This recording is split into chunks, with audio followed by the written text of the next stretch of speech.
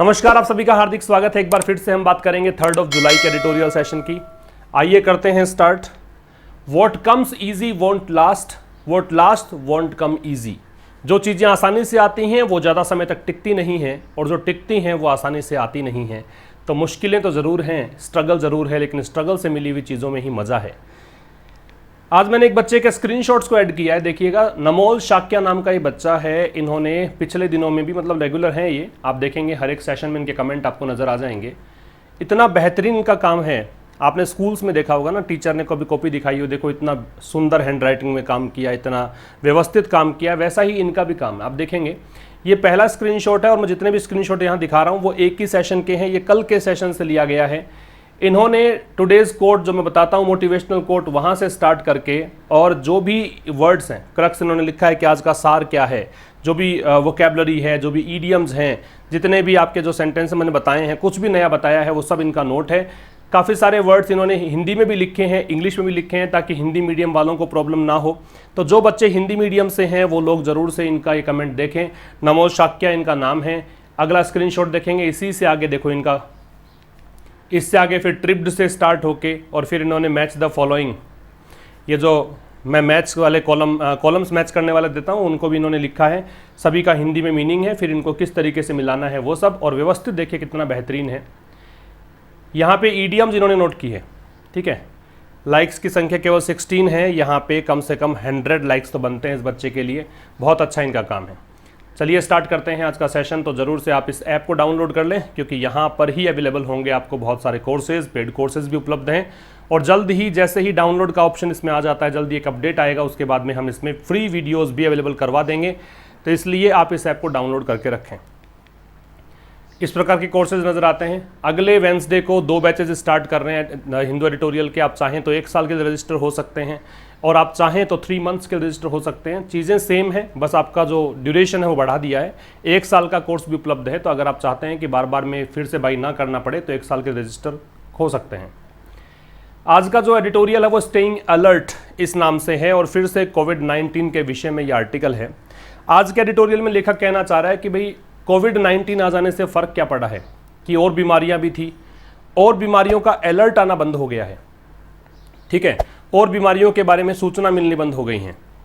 और जो विभाग इस प्रकार की जानकारी देता है, जिसको IDSP कहा जाता है, इंटीग्रेटेड डिजीज़ सर्विलेंस प्रोग्राम, तो इन्होंने, मतलब जो कि भारतीय मतलब जो भी ये स्वास्थ्य महकमा है, स्वास्थ्य विभाग है, उसके बारे में सूचना कि कितने बीमार लोग हैं, किस तरह की बीमारी फैल रही है, ये सब सूचना देता आया है। लेकिन इस कोविड-19 के दौर में ऐसी सूचनाएं मिलनी बंद हो गई है, उस बारे में आज का आर्टिकल है।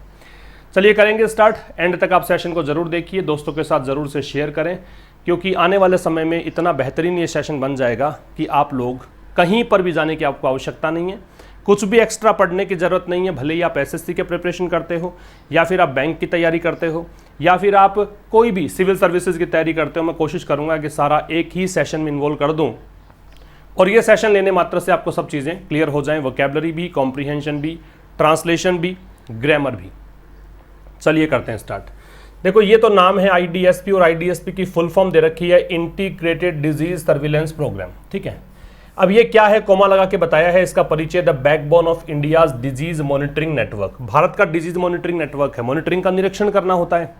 तो भारत का एक नेटवर्क है जहाँ पे डिजीज़ पर निगरानी रखी जाती है, कौन सी बीमारियाँ फैल रही है, कौन सी बीमारी नई पनपी है, किस प्रकार का इसका मतलब कंटेजस है कि नहीं है, ये सब पता लग जाता है इसमें। तो उसका ये आधार है। भी बैकबोन का मतलब रीढ़ की हड्डी है, और रीढ़ की हड्डी क्या प्रदान करती है, आधार, तो बेस। तो आप कहेंगे कि जो IDSP है वो बैकबोन है, वो बेस है किसका, इंडियाज डिजीज मॉनिटरिंग नेटवर्क का, ठीक है, इसका आधार है। फिर कह रहा है इज, अब ये इज है वो इसको देख के आ रहा है, जो कि सब्जेक्ट ये था, is responsible for alerting the centre and the wider world. ये जिम्मेदार है किसके लिए, ये जिम्मेदार होता है कि केंद्र सरकार को और the wider world, wider world का मतलब वृहद दुनिया, और दुनिया, देश दुनिया को ये मतलब जिम्मेदार है अलर्ट देने के लिए। अलर्टिंग का मतलब अलर्ट देना, चौकन्ना कर देना, किसी को सावधान कर देना कि भाई अब ये बीमारी फैलने वाली है, आप थोड़ा सावधान रहिए। इस प्रकार सूचना कौन देता है, IDSP देता है। और देता कैसे है, on a weekly basis, weekly basis पर देता है। अब यहाँ पे एक काम की बात ये है कि बेसिस जो है वो नाउन है, और वीकली यहाँ पे एडजेक्टिव है। जो हम लोग ये समझते हैं कि ly एंडिंग वर्ड्स हमेशा ही एडवर्ब होते हैं, ऐसा नहीं है। यहाँ देख सकते हैं कि वीकली एक एडजेक्टिव का काम कर रहा है, वीकली एडवर्ब नहीं है, मैं ये भी नहीं कह रहा, लेकिन इस सेंटेंस में ये एडजेक्टिव है, ये कई बार एडवर्ब के रूप में भी आ सकता है। तो कुछ ऐसे वर्ड्स पॉसिबल हैं जिसके अंदर ly आता है और वो एडजेक्टिव और एडवर्ब दोनों की भूमिका में होते हैं, उसी में वीकली को शामिल करेंगे आप, ठीक है। तो कह रहा है वीकली बेसिस पर देता है, और किस बारे में अलर्ट देता है वो बता रखा है, about the emergence of disease outbreaks. Outbreak का मतलब किसी बीमारी का अचानक से फैल जाने को आउटब्रेक बोलते हैं। जैसे कोविड-19 का आउटब्रेक कहाँ से हुआ, इमरजेंस कहाँ से हुआ, तो वुहान से हुआ था, चाइना के शहर से, तो वो आउटब्रेक है। तो डिजीज के आउटब्रेक्स के बारे में है ना। इमरजेंस का मतलब उद्भव होना, उभर कर आना, इसको इमरजेंस बोलते हैं, इमर्ज से बनता है। तो डिजीज के आउटब्रेक्स का सूचना देता है। A surge in novel pathogens, pathogens का मतलब रोगाणु, कोई भी वायरस है, कोई भी माइक्रो ऑर्गेनिज्म है जिसके द्वारा बीमारी फैलती है, उसको क्या बोलते हैं, पैथोजन बोलते हैं। सर्ज का मतलब क्या है, सर्ज का मतलब अचानक से उछाल होता है। इसके सिनोनिम्स आप नीचे देख सकते हैं, sudden increase, rise, upsurge, boost, leap. मतलब अचानक से बढ़ोतरी को बोलते हैं सर्ज। तो एक सर्ज इन नोवेल पैथोजेंस का मतलब नए जो रोगाणु हैं उसमें जो उछाल है उसके बारे में बताता है। द रेट ऑफ स्प्रेड, कि ये फैलाव जो है बीमारी का वो किस दर से हो रहा है, किस गति से हो रहा है, वो जानकारी देता है। And remedial action taken, remedial का मतलब उपचारात्मक उपाय, रेमेडी होती है, रेमेडी से रिमीडियल बना है। रिमीडियल यहाँ पे एडजेक्टिव का काम करेगा, एक्शन नाउन है, तो वो एक्शन, वो कार्यवाही, वो कार्य, वो स्टेप्स जो कि रेमेडी के तौर पे लिए गए हैं उनके बारे में बताता है। बात समझ में आ गई? मैं रिपीट कर देता हूँ, देखो क्या है। IDSP यहाँ पे सब्जेक्ट था। IDSP करता क्या है, तो सीधा आ जाओ, अब बीच में एक बार आप छोड़ देंगे, इसका परिचय दे रखा है यहाँ से यहाँ तक का, तो अगर आप इसको छोड़ देंगे तो आप समझ में आएगा कि IDSP जो है वो रेस्पॉन्सिबल होता है किसके लिए, कि सेंटर और वाइडर वर्ल्ड को क्या देता है, अलर्ट देता है। ये अलर्ट देता है, जैसे आपके मैसेज आते हैं, अलर्ट आता है आपके पास कि भाई, जैसे मौसम का अलर्ट आता है कि भाई आज शावर हो सकती है, आज गर्मी बहुत तेज़ पड़ सकती है, आज थोड़ा सा नमी रहेगी, इस प्रकार के अलर्ट। तो ये देता है अलर्ट डिजीज़ के बारे में। तो IDSP है वो जिम्मेदार है, इसका काम क्या है, अलर्ट देने का सेंटर को और वाइडर वर्ल्ड को। और देता कब कब है, वीकली बेसिस पर देता है, ठीक है, हर सप्ताह अलर्ट देता है। किस बारे में देता है, तो ये इसके बारे में कि डिजीज आउटब्रेक का इमरजेंस, ठीक है। तो डिजीज आउटब्रेक्स मतलब डिजीज कौन सी, मतलब अचानक से फैली है, उसका इमरजेंस क्या है, वो सब बताता है। सर्ज इन नोवेल पैथोजेंस, जो नए रोगाणु हैं उनके बारे में बताता है कि कितना बड़ी मात्रा में किस गति से बढ़ रहे हैं, मतलब कैसे सर्ज आया है, इसके अंदर बताता है। रेट ऑफ स्प्रेड, किस गति से फैल रहा है, ये बातें होगी। और रिमीडियल एक्शन टेकन, और उपचारात्मक कार्य या फिर एक्शन, कार्यवाही जो कि ली जाती, जो कि की जाती है, उसके बारे में जानकारी देता है। और ये है क्या, ये बैकबोन है भारत के डिजीज मॉनिटरिंग नेटवर्क का। बात समझ में आ गई? इस स्लाइड में समझने योग्य ये था कि ये सब्जेक्ट था, ये वर्ब थी। एक बात समझने योग्य थी कि रेस्पॉन्सिबल के साथ में हम फोर लगाते हैं, कि जिम्मेदार है तो किसके लिए है, तो फोर लगेगा।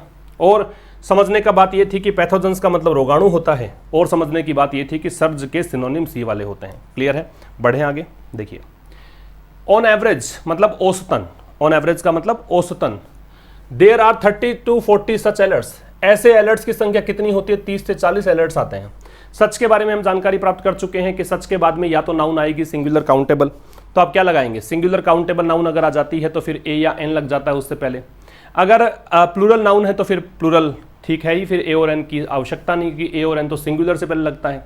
तो सच अलर्ट्स आ रहा है, तो कह रहा है औसतन ऐसे अलर्ट्स की संख्या 30 से 40 है। कल एक बच्चा लगातार प्रश्न पूछ रहा था कि सर ये जो 32 मतलब ये जो आर है वो किसको देखकर लगा, देयर से स्टार्ट है। तो बता दूं मैं आपको कि देयर से जब सेंटेंस का स्टार्ट करोगे तो इन्वर्जन लगेगा, और ये वाला कॉन्सेप्ट आज बहुत अच्छे से क्लियर आपका होने वाला है, क्योंकि आज बहुत सारे ऐसे एग्जांपल्स हैं जहां पे आपको पता लग जाएगा कि देयर से स्टार्ट होने पर इन्वर्जन लगेगा ही, वर्ब जो है अपने बाद में आने वाले सब्जेक्ट के अकॉर्डिंग लगेगी। तो देयर से स्टार्ट होने पर क्या लगता है, इन्वर्जन। ये वाला कॉन्सेप्ट हम बहुत बार चर्चा कर चुके हैं, लेकिन नए बच्चे हैं उनको प्रॉब्लम आती है, उनके लिए बता दूं मैं आपको कि देयर से स्टार्ट हो तो जो क्रिया लगती है अपने बाद आने वाले सब्जेक्ट के अकॉर्डिंग लगती है, देयर से कोई लेना देना नहीं है, देयर यहाँ पे डमी सब्जेक्ट का काम करता है, ठीक है।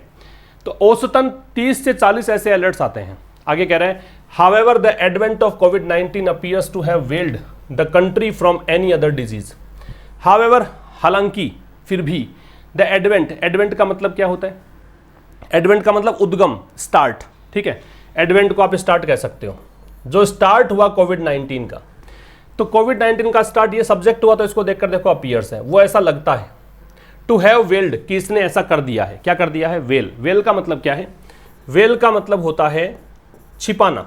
छिपाने के लिए आप हाइड यूज कर सकते हो, कंसील यूज कर सकते हो, ठीक है। हाइड के स्थान पे क्या यूज कर सकते हो, कंसील, हाइड, कंसील। इसके अलावा आप यूज कर सकते हो डिसगाइज, डिसगाइज। इसके अलावा आप यूज कर सकते हो एनवेलप, मैं यहां लिख दूं ENVELOP, ठीक है, एनवेलप। कई बार स्पेलिंग ये भी होती है ना, ये लिफाफा होता है, एनवेलप ये वर्ब हो जाती है। इसका मतलब हो गया ढकना, है ना, कवर कर लेना, कवर करना भी हो सकता है। वेल वैसे घूंघट को बोलते हैं, घूंघट जो महिलाएं निकालती है घूंघट जिससे उनका चेहरा छिप जाता है, तो उसी से बना है ये। वेल का मतलब क्या है, वेल का मतलब छिपाना। तो ऐसा लगता है कि जो एडवेंट हुआ कोविड-19 का, जो ये एडवेंट हुआ, जो ये स्टार्ट हुआ कोविड-19 का, ऐसा लगता है कि इसने छिपा दिया है। किसको, द कंट्री, देश को। देश को मतलब देश से बचा कर रखा, देश को नहीं बताया। फ्रॉम एनी अदर डिजीज, किसी और डिजीज से, मतलब और डिजीज की जानकारी इसने देने ही नहीं दी देश को। केवल और केवल समाचार किसके, कोविड-19 के। हम लोग भी देखो एडिटोरियल डिस्कस पर डे करते हैं और काफ़ी दिनों से न्यूज़ एक ही चर्चा में आती है, कोविड-19, ठीक। तो ऑन एवरेज औसतन 30 से 40 ऐसे अलर्ट्स आए हैं। देर से स्टार्ट था, इन्वर्जन लग गया। फिर कहा कि हालांकि कोविड-19 का जो एडवेंट हुआ, कोविड-19 का जैसे ही मतलब उदय हुआ या फिर स्टार्ट हुई कोविड-19, वैसे ही ऐसा लगता है कि कोविड-19 के उद्गम ने हैव वेल्ड कवर कर दिया द कंट्री, देश को, या मतलब देश को सूचना नहीं मिलने दी किसकी, अन्य किसी डिजीज की। वैसे तो 30 से 40 अलर्ट्स, अब अलर्ट्स आने बंद हो गए। कारण क्या था, कोविड-19 था। 4-1 का मतलब यहां पे है कि कोई भी आप अपनी बात सही ठहराना चाहते हो, उसके लिए 4-1 का प्रयोग करते हैं, ठीक है। ये एक फ्रेज है, इसका मतलब ये नहीं है कि एक के लिए, इसका मतलब ये है कि आप अपनी बात को सही ठहराना चाहते हो कि जो मैंने बातें की है वो ठीक है, उसके लिए 4-1 का प्रयोग लेखक ने किया है।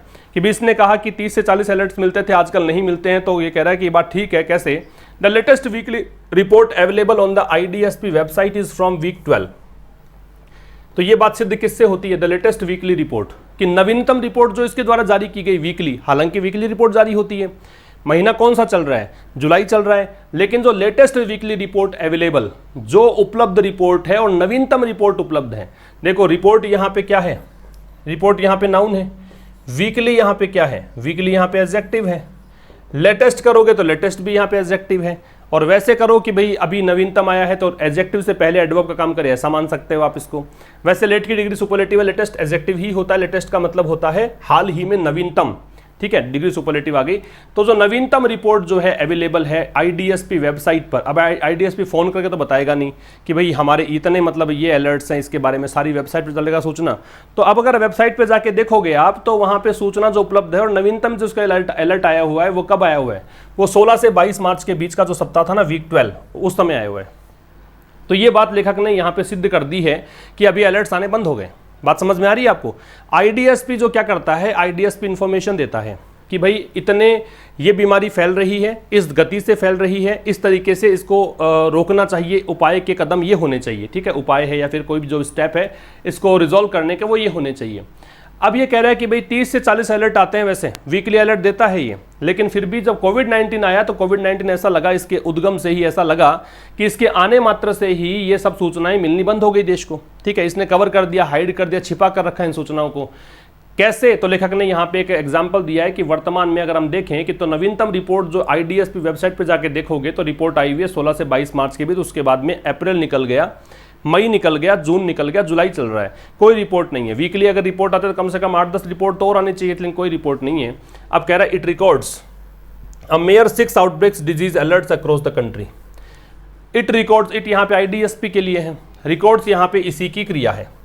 अब ये रिकॉर्ड करता है ना, वर्तमान में अगर देखें तो पहले तो एक सप्ताह में एक बार अलर्ट, अब ये रिकॉर्ड करता है मेयर, मेयर का मतलब है ओनली, केवल 6 आउटब्रेक्स या डिजीज अलर्ट्स। अब ये केवल 6 आउटब्रेक डिजीज अलर्ट देता है अक्रॉस द कंट्री, पूरे देश भर में। बात समझ में आई। केवल 6, वैसे एक महीने में ही 4, अब पूरे वर्ष में 6। किस गति से हो रहा है, क्योंकि सारी की सारी रिपोर्टिंग किस बारे में है, कोविड-19 के बारे में है। इट को देखकर रिकॉर्ड्स है, मेयर का मतलब केवल है, 6 आउटब्रेक्स, आउटब्रेक्स का मतलब बताया मैंने आपको कि अचानक से बीमारी का फैल जाना, sudden growth of any disease is called outbreak. Disease alert बताई दिया, डिजीज के बारे में जानकारी देना अक्रॉस द कंट्री, पूरे देश भर में। वेल के सिनोनिम्स क्या हैं वो देख सकते हैं। सर मैंने लिख दिया, मैंने देखा नहीं कि लिखा हुआ है यहाँ पे, तो लिखने की जरूरत ही नहीं थी आपको, ठीक है ना। तो ये सब लिखा हुआ था यहाँ पे। वेल का सिनोनिम्स है envelop, conceal, disguise, mask, hide, cloak. ठीक है, ये सब सिनोनिम्स हैं इसके।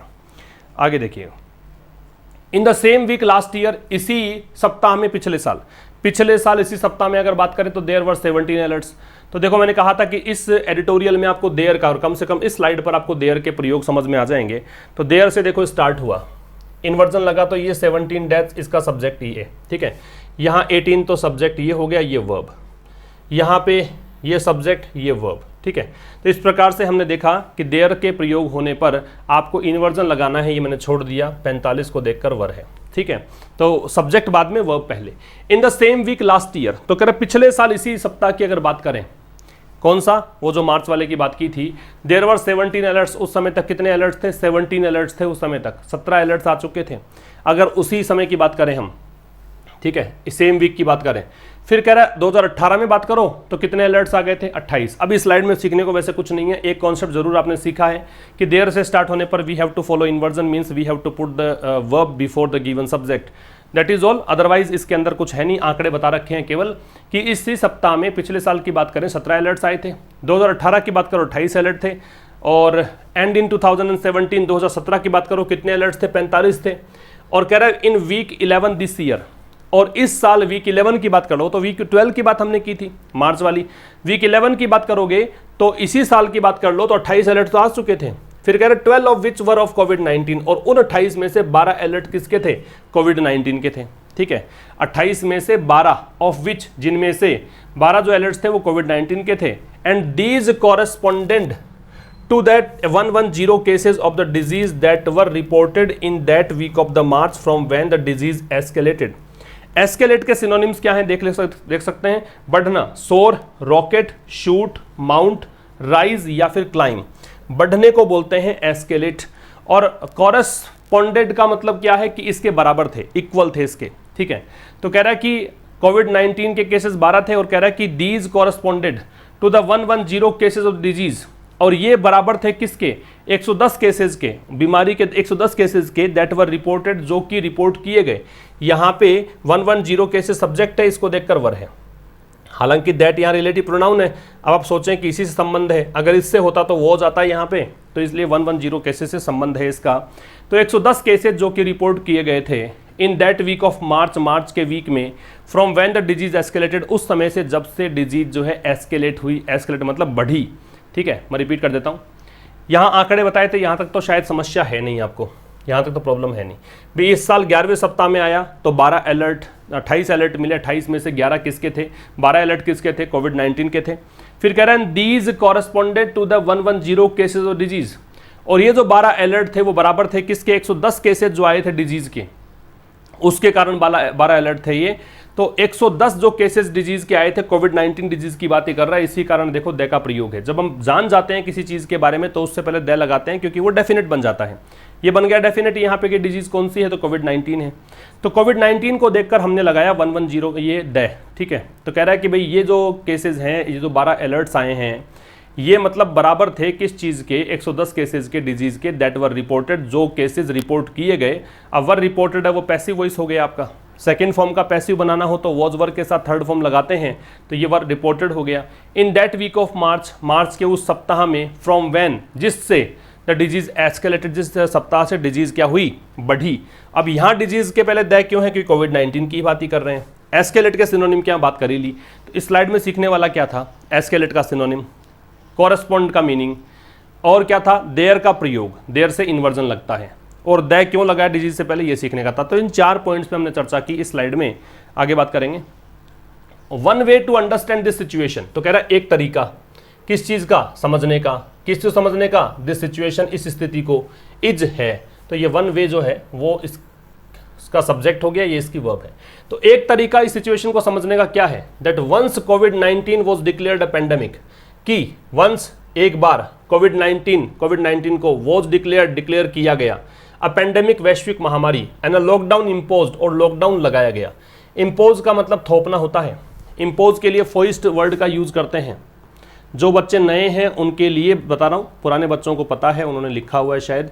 फोइस्ट कहते हैं, या एनफोर्स कह सकते हैं, या क्लैंप डाउन कह सकते हैं, ठीक है, थोपना। जबरदस्ती कोई चीज़ थोपते हो तो उसको बोलते हैं क्या, इम्पोज। और लॉकडाउन लगाया गया, द IDSP2, IDSP कौन सा, वही बैकबोन है ना, जो हेल्थ मॉनिटरिंग सिस्टम, जो बैकबोन है, जो अपने को सूचना देती है, उसी की बात कर रहे हैं उस संस्था की। तो IDSP2 का प्रयोग हम उस शब्द के ठीक बाद में करते हैं जिसकी विशेषता बतानी है, जिस पर स्ट्रेस डालना है। तो IDSP भी went into a new normal, एक नए नॉर्मल में चला गया। नया नॉर्मल का मतलब, जैसे मैं एक एग्जाम्पल दूं आपको कि जैसे आप लोग पढ़ते हो 2 घंटा प्रतिदिन, एग्जाम नज़दीक आ गए आपने कर दिए 4 घंटे प्रतिदिन, और नज़दीक आ गए तो आपने कर दिए 6 घंटे प्रतिदिन। तो पहले सामान्य रूटीन आपका क्या था, 2 आवर्स पर डे।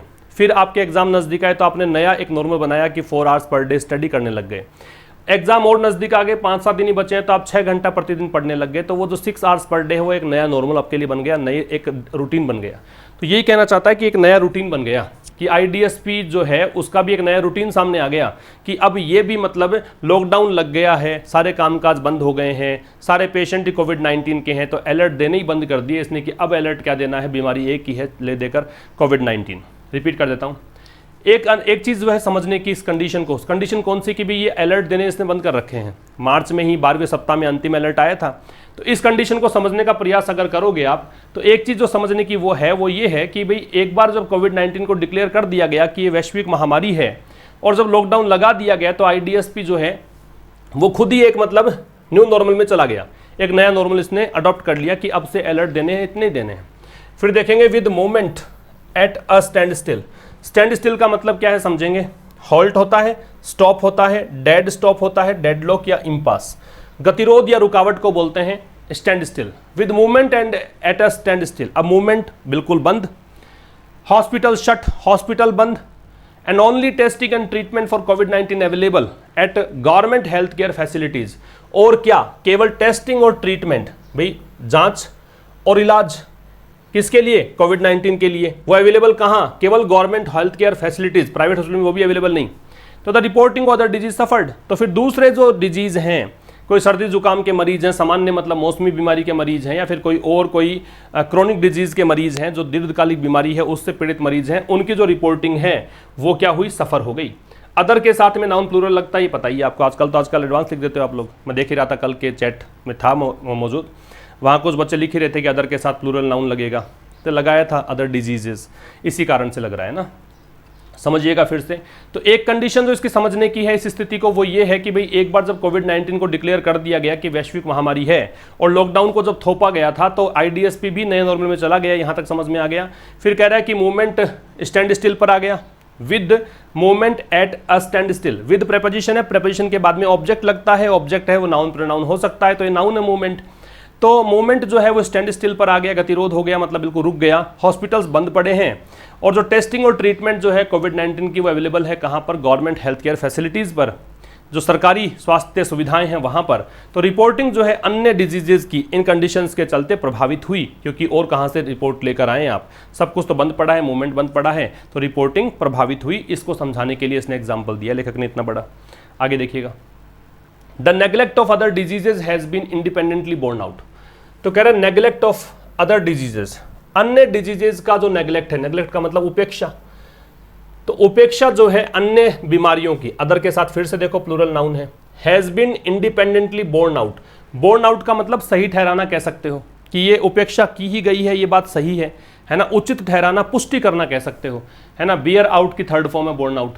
अब ये कह रहा है इंडिपेंडेंटली, आज़ादी से, बिना किसी के दबाव में, तो उपेक्षा, अन्य बीमारियों की उपेक्षा जो है वो मतलब की गई है, ये बात सत्य है। उदाहरण के लिए इसने कहा by a reduction in the notifications of fresh tuberculosis infections and a general decline in claims under the Ayushman Bharat health insurance scheme. ये बात सिद्ध किससे होती है, रिडक्शन का मतलब कमी आई है, रिड्यूस से बनता है रिडक्शन, रिड्यूस है वर्ब, रिडक्शन है noun. Reduction in the notifications of fresh tuberculosis infection, tuberculosis TB की बीमारी होती है ना, उसको बोलते हैं।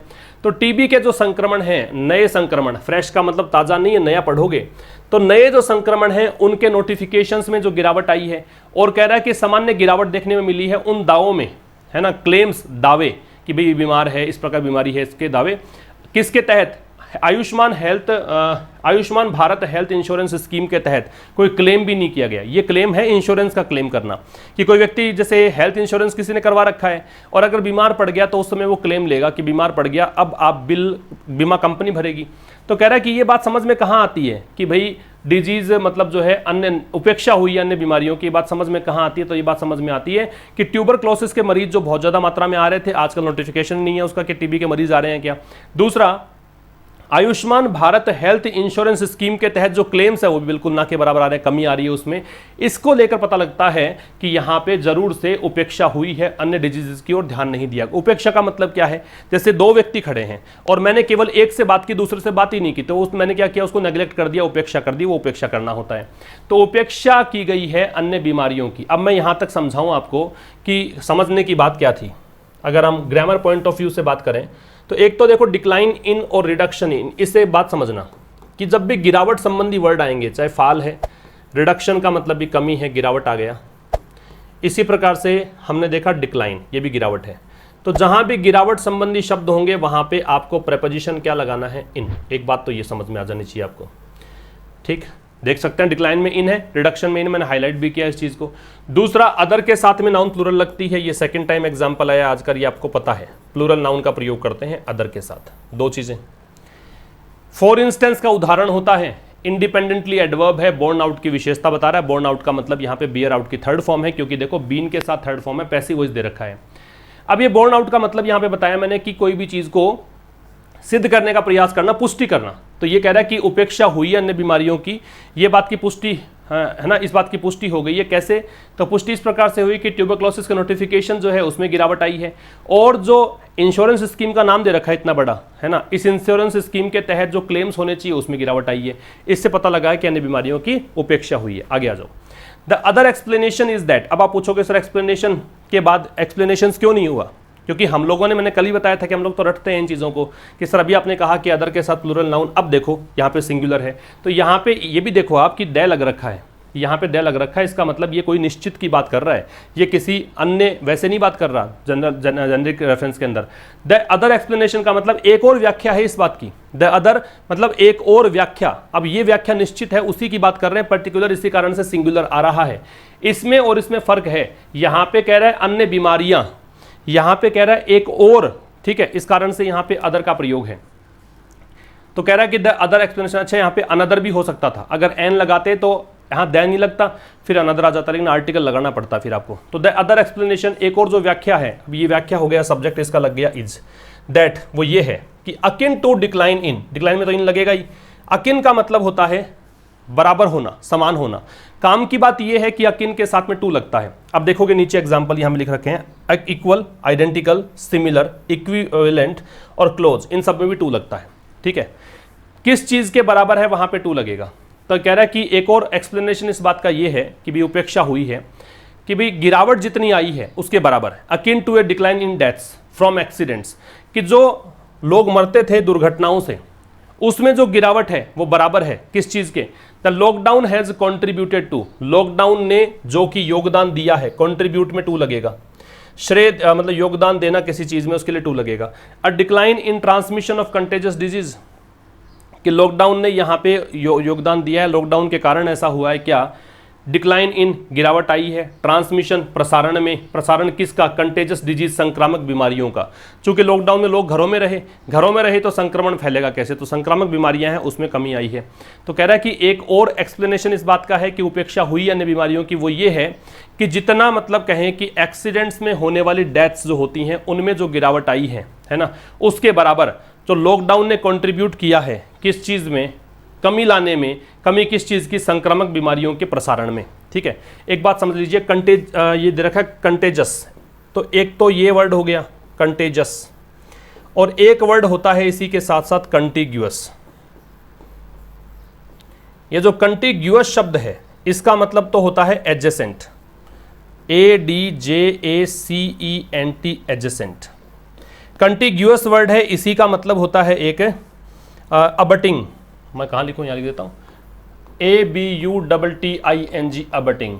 एक होता है बॉर्डरिंग, BORDERING, बॉर्डरिंग।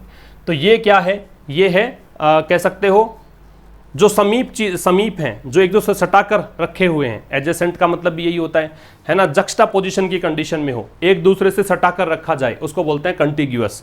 और कंटेजस जो है वो होता है संक्रामक, जो बीमारी फैलती हो उसको बोलते हैं कंटेजस। समझ में आ गया? तो इस स्लाइड में डिक्लाइन इन, रिडक्शन इन याद रखना है, अकिन के साथ टू लगता है याद रखना है, अकिन के ये सब सिनोनिम्स हैं, इनमें भी टू लगता है ये याद रखना है। कंटेजस और कंटिग्यूअस अलग अलग वर्ड हैं, इनको याद रखना है। तो ये सब तो हमने डिस्कस कर लिया इस स्लाइड में। अब देखते हैं, देखो नेक्स्ट स्लाइड पे, many of the outbreaks that are routinely reported involve pathogens contracted from contaminated water और those airborne that spread through social interaction. अब यहाँ पे सब्जेक्ट आउटब्रेक्स है, इसको देखकर वर्ब ये है, एक सब्जेक्ट मैनी है, इसको देखकर इन्वॉल्व है। ठीक है, many of the outbreaks that are routinely reported, बहुत सारे आउटब्रेक्स, वो आउटब्रेक्स का मतलब क्या होता है? बीमारियों का अचानक से फैलना। तो वो आउटब्रेक्स या बीमारियों का कह सकते हो emergence, that are routinely reported, जो कि रूटीन स्तर पर रिपोर्ट किए जाते हैं। आर के साथ थर्ड फॉर्म है, इसका मतलब पैसिव है, रूटीनली यहाँ पे एडवर्ब है क्योंकि वर्ब को मॉडिफाई कर रहा है। ठीक है, इसके लिए आ रहा है।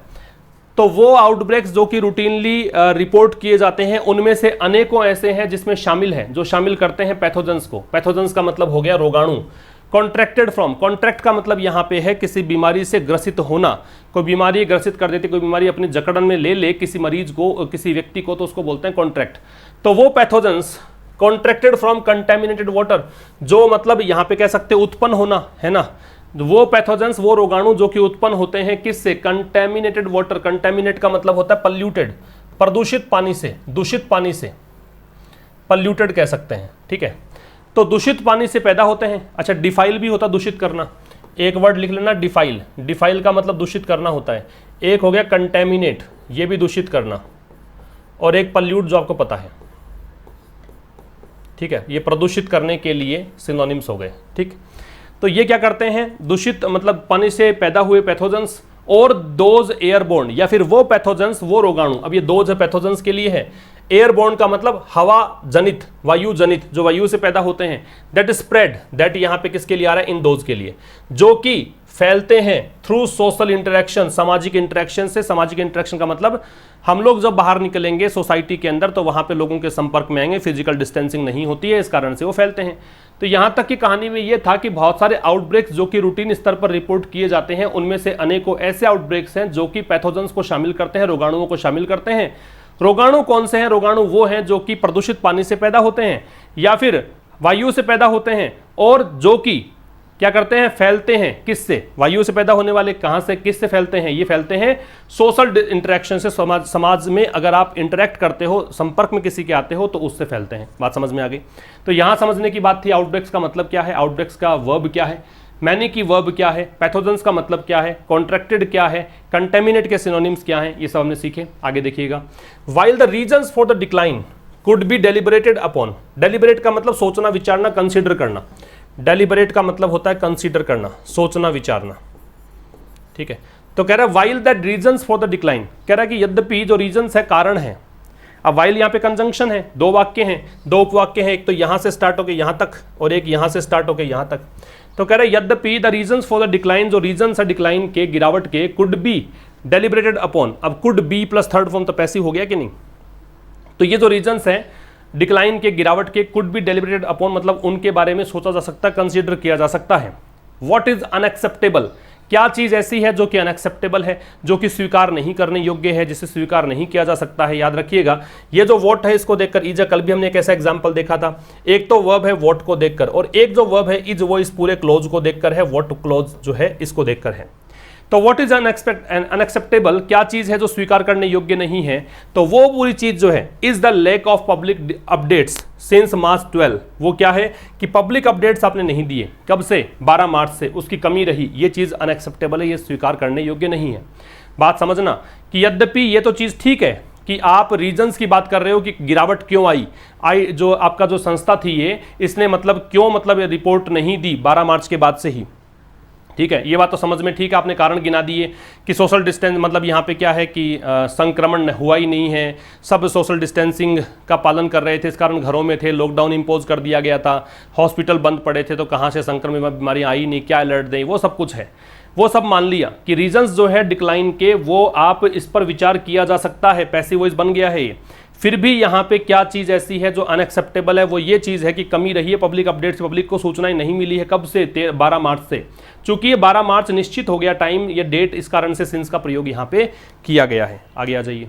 अब देखिएगा इस स्लाइड में, the pandemic has told the world that no modelling can quite forecast the spread of disease and an affliction that may seem under control one week can quickly be threatening the next week. समझिएगा, subject हुआ the pandemic, verb हुई has taught, the world दुनिया को, तो वैश्विक महामारी कौन सी? कोविड-19। इसने क्या किया है? विश्व को सिखाया है, दुनिया को सिखाया है। क्या सिखाया है?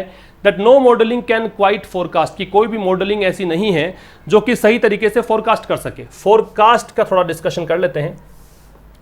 फोरकास्ट के साथ साथ एक होती है वर्ब टेलीकास्ट, एक वर्ब होती है ब्रॉडकास्ट, ठीक है, एक होता है कास्ट। तो जहां पर भी कास्ट लगता है उसके तीनों फॉर्म सेम है। और फोरकास्ट का मतलब पूर्वानुमान लगाना होता है, टेलीकास्ट का मतलब प्रसारण है, ब्रॉडकास्ट का प्रसारण है, कास्ट का मतलब फेंकना होता है। कास्ट का वोट डालने के लिए भी कॉलिक्वियल वर्ब के रूप में यूज किया जाता है, वोट डालना कास्ट वोट होता है, ठीक है। क्वाइट है वो वर्ब की विशेषता बता रहा, तो एडवर्ब हो गया। तो कह रहा है कोई भी मॉडलिंग ऐसी नहीं है जो कि सही तरीके से पूर्वानुमान लगा सके। किसके बारे में? द स्प्रेड ऑफ डिजीज, बीमारी के फैलाव के बारे में, एंड एन एफ्लिक्शन, या फिर उसके पीड़ा के बारे में। एफ्लिक्शन सफरिंग को बोलते हैं, या फिर पीड़ा के बारे में, ठीक है। दैट में सीम अंडर कंट्रोल, जो हो सकता है कि अंडर कंट्रोल लगे, 1 वीक, एक सप्ताह। तो can quickly be threatening the next week, अगले सप्ताह हो सकता है कि वो थ्रेटनिंग लगे, मतलब डरावनी लगे, हॉरिबल लगे, है ना, हॉरिफाइंग लगे, ऐसा हो सकता है। थ्रेटनिंग का मतलब यहां पे हॉरिफाइंग कह सकते हो, डरावना लगे, हॉरिफाइंग, ठीक है। एक बार फिर देखिए इस चीज को कि पेंडेमिक ने पूरी दुनिया को एक बात सिखा दी है ना, कोविड-19 महामारी इसने एक बात सिखा दी। कैसे सिखा? थोड़ा सा आप अगर जनरल पॉइंट ऑफ व्यू पे बात करें तो देखो, कोविड-19 के बारे में कुछ भी किसी को नहीं पता है कि कब तक ये प्रसार रहेगा, कब तक लोगों को ये पीड़ित करती रहेगी, है ना। कभी लगता है कि ठीक हो रही है, कभी लगता है कि दोबारा से इसका चालू हो गया ये संक्रमण। तो इसी के बारे में कह रखा है कि पेंडेमिक ने एक बात सिखाई है वर्ल्ड को कि कोई भी मॉडलिंग जो है, मतलब जैसे कि ये संस्था है, जैसे कि हमने बात कर रहे हैं हम इस संस्था की, जो कि अलर्ट देती है हमें बीमारियों का, उसके स्प्रेड का, उसकी गति का, किस गति से होगा, रिमीडियल मेजर्स का। तो उस मॉडलिंग के लिए जैसे बात कर रहा है, कोई भी मॉडलिंग ऐसी नहीं है जो सही तरीके से फोरकास्ट कर सके, पूर्वानुमान लगा सके कि बीमारी के फैलाव के बारे में, बीमारी के एफ्लिक्शन मतलब सफरिंग के बारे में, जो कि ऐसा लग सकता है, में संभावना बताता है, जो ऐसा लग सकता है, प्रतीत हो सकता है कि अंडर कंट्रोल है, कि बीमारी जो है वो कभी तो लगता है अंडर कंट्रोल है, ठीक है। 1 वीक, एक सप्ताह। वही चीज जो है can quickly be threatening the next week, अगले सप्ताह कैसी हो सकती है? भयावह हो सकती है। तो कुछ पता नहीं है। If the country has as a policy decided to unlock and restore pre-pandemic routines, then this should also apply to routine surveillance for other diseases. तो कह रहा है कि if country has, यदि कंट्री ने, हैज, अब यहां पे अगर बीच में से मैं काट दूं इन चीजों को, देखो ये एज ए पॉलिसी को काट दूं तो समझ में आ जाएगा कि हैज के साथ थर्ड फॉर्म डिसाइडेड दे रखा है। तो यदि देश ने तय कर लिया है क्या अनलॉक करना, मतलब सब चीज़ों को फिर से ओपन करना, फिर से स्टार्ट कर रिज्यूम करना सर्विसेज को, and restore pre pandemic routines, और फिर से बहाल करना, रीस्टोर का मतलब रिवाइव करना, फिर से बहाल करना, फिर से उसी स्थिति में लेकर आना। प्री पेंडेमिक रूटीन्स का मतलब इस पेंडेमिक के पहले जो रूटीन हुआ करता था, हम लोग ऑफिस जाया करते थे, आप लोग कोचिंग जाया करते थे, स्कूल जाया करते थे, कॉलेज जाया करते थे, है ना। तो ये कह रहा है कि उन चीज़ों को रीस्टोर करने की अगर तय कर लिया है, then this should also apply to, तो ये जो चीज़ है शुड अप्लाई टू, इस पर एक चीज़ और अप्लाई होनी चाहिए, अप्लाई में टू लगेगा, routine surveillance for other diseases, कि यहाँ पे रूटीन सर्विलेंस होना चाहिए, दैनिक दिनचर्या में सर्विलेंस निगरानी रखनी चाहिए, किसकी? अदर डिजीजेज, अन्य बीमारियों के। अदर के साथ प्लूरल नाउन आ रहा है, और सर्विलेंस है वो निगरानी को बोलते हैं। इसकी स्पेलिंग बहुत इंपॉर्टेंट हो सकती है, एग्जाम में आ सकती है। शुड जो है वो संभावना बताने के लिए भी आ सकता है, सलाह बताने के लिए भी आ सकता है। Then this should also apply to, अब ये तो सजेशन है कि इसको अप्लाई करना चाहिए, मतलब गवर्नमेंट की बात ही कर रहा है, देश की बात कर रहा है कि देश को अप्लाई करना चाहिए रूटीन सर्विलेंस की, दैनिक स्तर पर सर्विलेंस हो, निगरानी रखी जाए, मॉनिटरिंग हो अदर डिजीजेज, अन्य बीमारियों की। तो यहां से अगर बात करें तो अगर देश ने तय कर लिया है कि एज ए पॉलिसी का मतलब एक नीति के तहत अगर तय कर लिया कि अनलॉक करेंगे और फिर से वही रूटीन बहाल करेंगे जो पहले हुआ करता था, तो फिर देश को यह भी कम से कम अप्लाई करना चाहिए कि रूटीन सर्विलेंस हो, है ना, कि रूटीन सर्विलेंस किया जाए, दैनिक स्तर पर सर्विलेंस निगरानी करी जाए, अदर डिजीजेज के लिए भी, अन्य बीमारियों के लिए भी। आगे आ जाइए। द IDSP, इसी संस्था की बात हम कर रहे हैं, also faces a man power crunch. Crunch का मतलब यहाँ पे कमी है, ठीक है, जितना आपको चाहिए उतना नहीं है। तो कह रहा है कि इसके पास कर्मचारियों की कमी भी है, मैन पावर का मतलब काम करने वाले लोग। तो IDSP यहाँ पे फेस करती है। ऑल्सो का प्रयोग मैंने बताया था कि मैन वर्ब से पहले होगा, हेल्पिंग वर्ब के बाद में होगा, बी का रूप अगर कोई है तो उसके बाद में होगा। तो यहाँ पे फेस मैन वर्ब है, मैन वर्ब से पहले ऑल्सो का प्रयोग है। तो IDSP यहाँ पे फेस करता है ए मैन पावर क्रंच, मतलब यहाँ पे फेस कर रहा है कि इसके पास कर्मचारियों की कमी है। And mirroring the experience of public health facilities, mirroring mirror से बना है। मिरर में क्या होता है, जैसे हम हैं वैसे दिखते हैं, तो मिररिंग का प्रतिबिंबित करना, वैसा का वैसा करना जैसे कि और कर रहे हैं।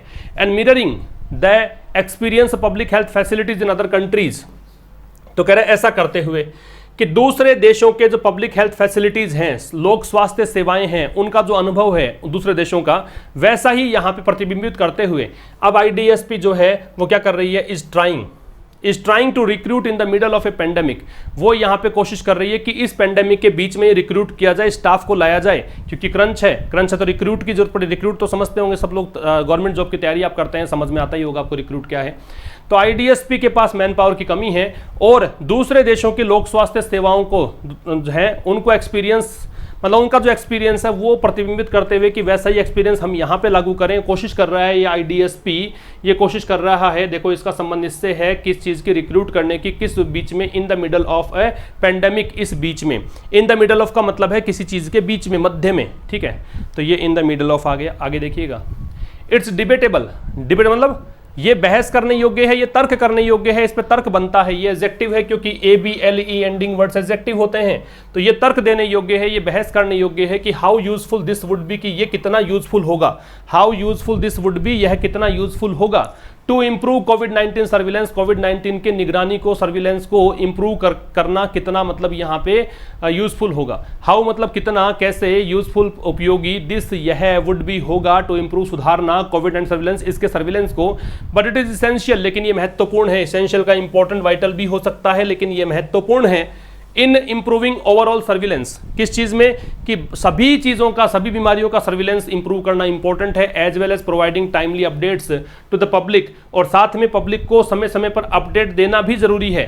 एज वेल एज जो है इसका मतलब क्या होता है, इसका मतलब होता है कि ये एक प्रेपोजिशनल फ्रेज है, इसका मतलब साथ साथ में होता है। जो एक वर्ड यूज करते हैं कम, जैसे सिंगर कम डांसर, सिंगर भी है डांसर भी है। टीचर कम, और आगे कर दिया एक प्लेयर, टीचर भी है प्लेयर भी है। वैसा ही एज वेल एज, और एज ए प्रेपोजिशनल फ्रेज होती है, इसके लिए प्रेपोजिशन के बाद में ING लगता है।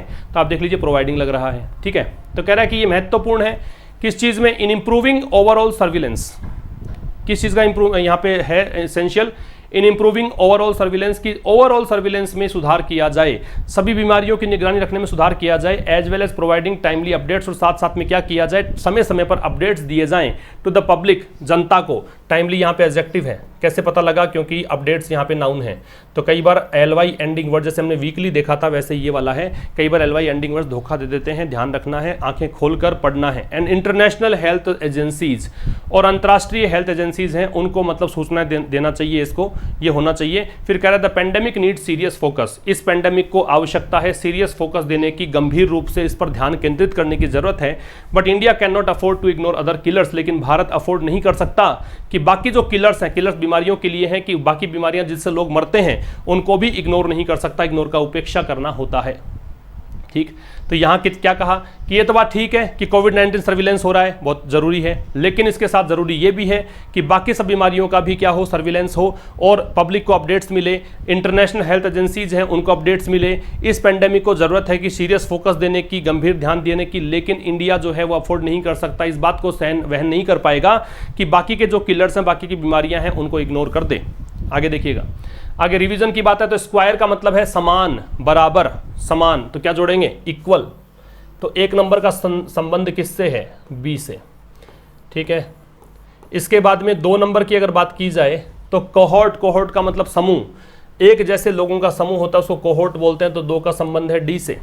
स्ट्रिंग का मतलब होता है श्रृंखला, श्रृंखला मीन्स सीरीज, तो ये हो जाएगा ए से। फिर है कमेंट, कमेंट का प्रशंसा करना, ये तो पता होना चाहिए था, वैसे तो मैंने सारे वर्ड से प्रीवियस लिए इसलिए तो रिवीजन है ये। तो 4th को जोड़ देंगे किससे, प्रेज से, तो ई से। और 5 नंबर को जोड़ देंगे किससे, प्रिसाइज का सटीक होता है एक्यूरेट, सटीक, तो सी से। ये आपके रिवीजन वाले के आंसर्स हुए, ठीक है। स्क्रीनशॉट ले सकते हैं इसका आप। आगे देखिएगा, भारत का चीन के साथ व्यापारिक घाटा गिरकर 48.66 बिलियन डॉलर हो गया। ठीक है, तो वित्तीय घाटा हो गया ना गिरकर, तो वित्तीय घाटा, इंडिया ट्रेड डेफिसिट, भारत का ये वित्तीय व्यापारिक और ये घाटा विद चाइना, चाइना के साथ गिरकर ऐसा हो गया, पास्ट की बात है, तो फेल गिरा, और गिरकर कितना हो गया, ये इतना हो गया। ठीक, ज़्यादा कुछ है ही नहीं, ये 2 बताता है कि यहाँ तक चला गया ये। ठीक है, तो भारत का वित्तीय या व्यापारिक घाटा चाइना के साथ गिरकर इतना, तो फेल 2 लगा के कर सकते हो। ये वाक्य और बनाना आप कि इसका ये गिरकर इतना हो गया, ये गिरकर इतना हो गया, तो इसको फेल 2 के साथ में आप इंडिकेट कर सकते हो। मनोरोग विशेषज्ञों ने कश्मीर घाटी में बच्चों में मानसिक विकृतियों की महामारी के बारे में चेताया है। किसने चेताया है? मनोरोग विशेषज्ञों ने। मनोरोग विशेषज्ञ मेंटल हेल्थ प्रोफेशनल्स। कहाँ पे है ये? कश्मीर घाटी में, इन द कश्मीर वैली। और इन्होंने क्या किया है? चेताया है, हैव वार्नड, चेताया है, कोई भी काम किया है, प्रेजेंट परफेक्ट। किस बारे में चेताया है? तो वार्न के बाद में ऑफ लग सकता है, अगेंस्ट भी लगा सकते थे यहाँ पे। एपिडेमिक, महामारी के बारे में। महामारी कौन सी है? मानसिक विकृतियों की, साइकोलॉजिकल डिसऑर्डर्स, और ये है किसमें? बच्चों में, अमंग द चिल्ड्रन। सब्जेक्ट पहले, वर्ब बाद में, ऑब्जेक्ट कॉम्प्लीमेंट जो भी लगता है वो बाद में। तो मेंटल हेल्थ प्रोफेशनल सब्जेक्ट था, कश्मीर वैली में है, कश्मीर वैली। इन्होंने चेताया है, हैव वार्नड। किस बारे में? तो ऑफ या फिर अगेंस्ट। किस बारे में? तो महामारी, महामारी एपिडेमिक। एपिडेमिक किसकी है? साइकोलॉजिकल डिसऑर्डर, मानसिक मनोविकृतियां, और किसमें? बच्चों में। ठीक, आगे। मौसम विभाग के विशेषज्ञों ने कहा है कि चेन्नई में 2 और दिन एक जैसी मौसम स्थितियां बनी रह सकती हैं। किसने कहा है? मौसम विभाग के विशेषज्ञों ने। विशेषज्ञ अधिकारी कुछ भी कह दो, स्पेशलिस्ट कह सकते हो, विशेषज्ञ एक्सपर्ट्स कह सकते हो, ऑफिशियल्स कह सकते हो। तो ऑफिशियल्स, अच्छा एक्सपर्ट्स भी हो सकता था यहाँ पे। कहाँ पे है मौसम विभाग? मीटेरोलॉजिकल डिपार्टमेंट बोलते हैं मौसम विभाग को। तो the officials as the meteorological department. कहा तो मतलब सेड। क्या कहा? दैट लगा सकते हो, नहीं लगाओ तो भी काम चलेगा, हम बात करते रहते हैं इस बारे में। का सिमिलर वेदर पैटर्न, एक जैसा मौसम स्थितियां, ऐसी ही मौसम स्थितियां बनी रह सकती हैं, भविष्य में संभावना है, तो मैं बताओगे। बनी रहना, प्रिवेल, एग्जिस्ट भी हो सकता था यहाँ पे। प्रिवेल बराबर एग्जिस्ट होता है, प्रिवेल बराबर होता है एग्जिस्ट, की वो बनी रह सकती हैं, एग्जिस्ट कर सकती हैं। ठीक है, फॉर 2 more days, 2 और दिनों के लिए। कब? कहाँ पे? चेन्नई में। तो 2 ऑफिशियल्स जो है मेट्रोलॉजिकल डिपार्टमेंट में, उन्होंने कहा है कि ऐसी ही मौसम स्थितियां बनी रह सकती है, तो मैं प्रिवेल कितने दिनों के लिए? फॉर 2 more days, 2 और दिन, 2 more days। कहाँ पर? चेन्नई में, इन चेन्नई। इडियम्स एंड फ्रेजेस में देखो, अंडर द वेदर का मतलब होता है बीमार पड़ना। अंडर द वेदर, बीमार पड़ना, कि जब कोई व्यक्ति अंडर द वेदर है, इसका मतलब मौसम की चपेट में आ गया। हम लोग बोलते हैं आम भाषा में मौसम की चपेट में आना, मतलब मौसम का असर पड़ जाना। असर पड़ा मौसम का, सर्दी आई, जुकाम वगैरह लग गई, है ना, अचानक से फिर गर्मी आई, फिर एडजस्ट नहीं कर पाता शरीर, तो मौसम की चपेट में आना, बीमार पड़ना होता है। तो if you are under the weather, you are feeling ill. Roll up one sleeves, roll up one sleeves, ऐसे बाजुओं को ऊपर चढ़ाना, इसका मतलब अमूमन ऐसे ही होता है, इसके लिए चढ़ाते हैं। वैसे तुम कहोगे लड़ने के लिए भी ऐसा हो सकता है, लेकिन याद रखो इसको, इसलिए बाजू ऊपर करते हैं ताकि हम किसी काम, कोई काम करना चाहते हैं, है ना। तो जैसे मान लो पौधा लगाना है, तो हम जनरली क्या करेंगे कि बाजुओं को फोल्ड करेंगे ताकि वो कपड़े बड़े गंदे ना हो जाए हमारे, और फिर पौधा लगाने का काम करेंगे। तो किसी काम के लिए रेडी हो जाना, तो to get ready to do something. Lose one's shirt, अगर किसी ने अपनी शर्ट ही खो दी, शर्ट ही चली गई, कपड़े ही चले गए, तो मतलब बुरी तरह से बर्बाद हो जाना, वित्तीय रूप से इतना बर्बाद हो जाना कि कपड़े वपड़े उतर गए, तो उसको बोलते हैं लूज वंस शर्ट। तो ये आपका आज का एडिटोरियल था। अब सैटरडे है कल, तो कल एक सेशन होगा विशेष और बात करेंगे, अदरवाइज हम मंडे को एडिटोरियल की। सैटरडे कल का सेशन भी जरूर देखिएगा, बहुत ही उपयोगी है। मैं कल अनाउंस करूंगा उन बच्चों के नाम जो बच्चे बहुत अच्छा कर रहे हैं, बहुत अच्छे उनकी कोशिशें हैं। साथ में हम डिस्कस करेंगे एक आर्टिकल द हिंदू का, और वैसे संडे का ऑफ रहेगा और मंडे से फ्राइडे हमारा एडिटोरियल आता ही है 5 बजे। कल शाम भी 5 बजे मुलाकात होगी। तब तक के लिए नमस्कार, थैंक यू वेरी मच।